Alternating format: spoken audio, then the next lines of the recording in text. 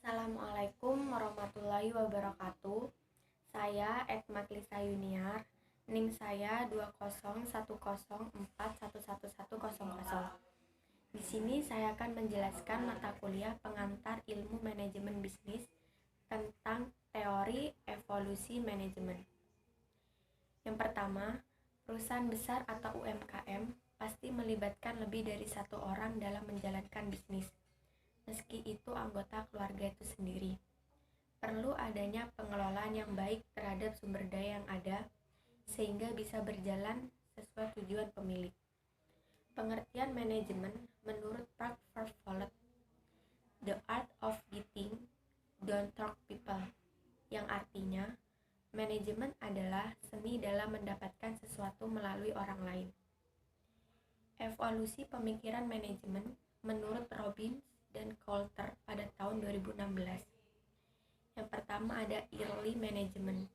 Di dalam early management ini, contohnya seperti pembangunan Candi Borobudur, yang kedua pembangunan tembok Cina, pembangunan piramida Mesir. Bangunan tersebut dibangun pada zaman dahulu, di mana sumber daya pada zaman dahulu masih terbatas dan tidak didukung peralatan yang canggih. Tapi bangunan itu masih kokoh sampai sekarang dan didukung pengaturan sumber daya yang terkoordinir. Dari segi ilmu manajemen menandakan kalau orang-orang pada zaman dahulu sudah mulai mempraktekkan teori manajemen dalam arti yang sederhana. Keadaan ini disebut sebagai tahap early management atau tahap awal manajemen. Yang kedua ada Industrial Revolution menurut Adam Smith. Di dalam Industrial Revolution Adam Smith dibagi menjadi dua, ada Division of Labor dan Job Speculation. Pada tahap Industrial Revolution terjadi saat revolusi industri, di mana Adam Smith mengeluarkan teori Division of Labor dan Job Speculation. Division of labor adalah pemecahan pekerjaan menjadi tugas yang sempit dan berulang-ulang.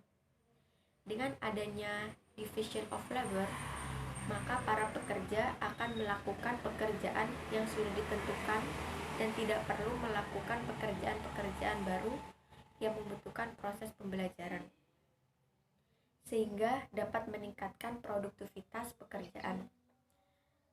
Berbeda dengan praktek manajemen di tahap early management, yang di dalamnya setiap pekerja masih sama pekerja dan sering pindah pekerjaan sesuai perintah pemilik usaha atau pimpinan. Adanya perubahan manajemen membuat munculnya teori baru, yaitu job speculation, di mana setiap pekerja diharuskan memiliki keahlian khusus dalam pekerjaan. Yang ketiga ada bureaucratic organization. Pada tahap ini, perusahaan atau pengusaha sudah mulai mengenal istilah organisasi, sudah mulai mengenal istilah birokrasi yang ditandai. Yang pertama ada Division of Labor. Division of Labor adalah pembagian pekerja dalam divisi yang mengerjakan satu tugas khusus. Yang kedua ada authority hierarchy, rantai komando yang jelas meningkat atas, tengah, dan bawah. Yang ketiga ada formal selection. Formal selection, jika perusahaan ingin penambah pekerjaan dan lain-lain, ada proses seleksi. Yang keempat ada formal rules and regulation. Perusahaan sudah memiliki aturan tertulis dan SOP. Yang kelima ada impersonality. Perusahaan menentukan pengambilan keputusan berdasarkan rapat direksi. Yang keenam ada career orientation. Perusahaan sudah memiliki rancangan jenjang karir untuk para pekerja. Yang keempat ada knowledge management. Di dalam knowledge management ini, perusahaan sudah menggunakan teknologi informasi untuk mengembangkan dari berbagai pengetahuan untuk mencapai keberhasilan kerja. Dan yang terakhir ada evidence based management atau manajemen berbasis fakta.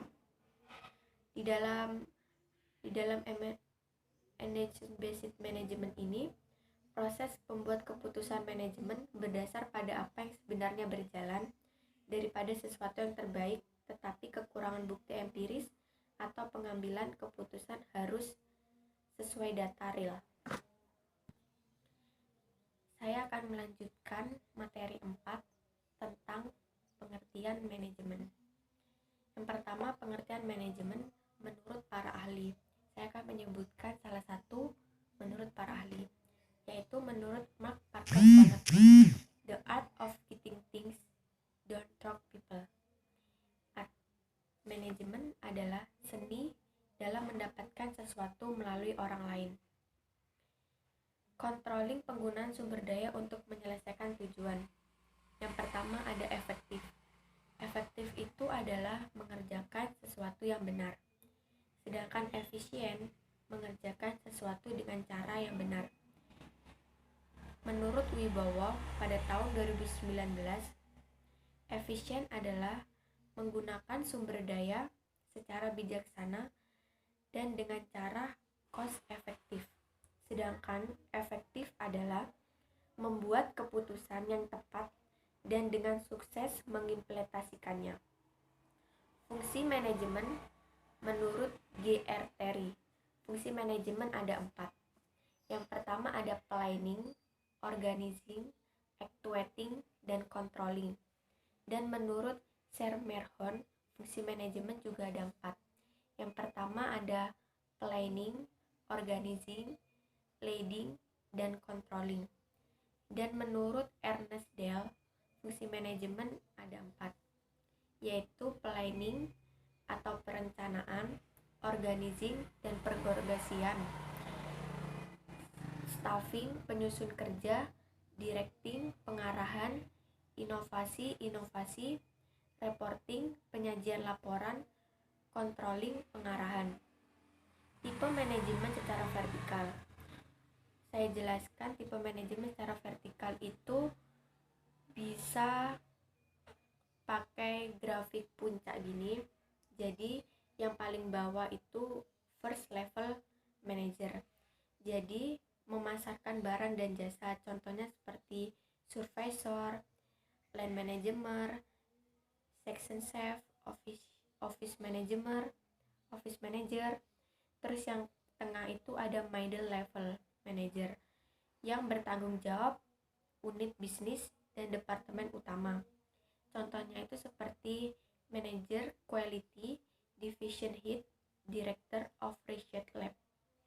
Yang terakhir, yang paling puncak yaitu Top Level Manager yang bertanggung jawab untuk menetapkan tujuan organisasi, mencapai tujuan, membuat keputusan, contohnya seperti pemilik perusahaan atau CEO. Keterampilan manajerial.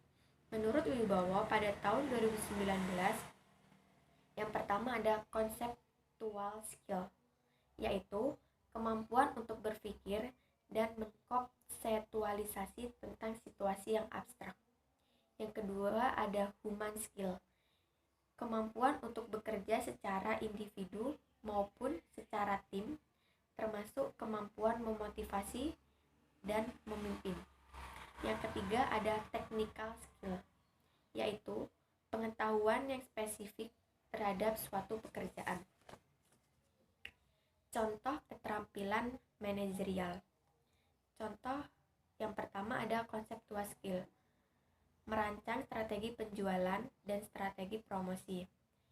Yang kedua ada human skill, contohnya seperti Rektor UM Jember meminta fakultas di Universitas Muhammadiyah Jember untuk melakukan perkuliahan secara online dengan mengoptimalkan e-study dan meminta pelayanan kepada mahasiswa tetap berjalan meski dengan cara online, memberikan tugas tambahan kepada LPM untuk mengawasi pelaksanaan perkuliahan. Yang ketiga ada technical skill. Di dalam technical skill ini contohnya seperti kepada Pusdasi Universitas Muhammadiyah Jember merupakan ahli dalam teknologi informasi, bertugas untuk membuat, memperbaiki, dan mengawasi alur informasi di kampus Universitas Jember. Contohnya seperti CA dan S tadi. Faktor penting yang perlu dihadapi manajer. Yang pertama, konsumen. Konsumen selalu memiliki banyak keinginan sehingga manajer bisa melayani konsumen. Yang kedua, pastinya sosial media. Bisa merubah mindset para masyarakat dari produk-produk itu. Yang ketiga, inovasi. Perlu adanya inovasi secara terus-menerus. Yang keempat, ada sustainability atau keberlanjutan. Perusahaan itu harus mempunyai strategi jangka panjang dalam melayani konsumen sehingga perusahaan tetap berjalan dalam jangka waktu yang lama. Sekian dari saya, kurang lebihnya saya mohon maaf. Wassalamualaikum warahmatullahi wabarakatuh.